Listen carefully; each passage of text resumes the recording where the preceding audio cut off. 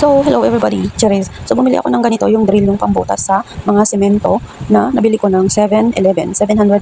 Ilalagay ko kasi yung salamin is wala akong pambutas, kaya bumili ako ng pambutas. So, yung salamin pala guys is nabili ko siya ng 591 pesos. So, tara, ikabit na natin. Sa part na to guys is first attempt ko para butasan yung semento. Napaka-smooth lang niyang gamitin guys.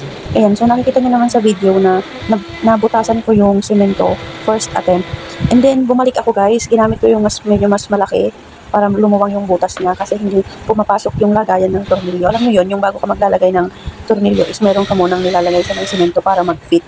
Kaso nakailang beses talaga akong butas dyan, mailagay lang yung bago yung tornilyo na yun. Hindi ko alam kung anong pangalan nun, basta yun na yun. Hindi ko alam kung nakailang beses akong pabalik-balik para ayusin lang yun, mailagay lang yung lagayan ng tornilyo na yun guys. But in the end, nailagay ko din siya. Nag-fit din siya guys. So, basang-basa talaga ako ng pawis dyan ha.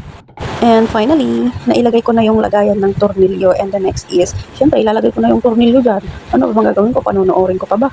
Charies! So, ayan guys, ilalagay ko na yung, yung tornilyo ulit, yung salamin. Ayan, pinifitting ko lang. And then, okay na siya. Ilagay ko na yung salamin. Ayan, so nailagay ko na yung salamin finally. O, kita imit mayatin. O, diba? Pa-video-video pa ni auntie, oh.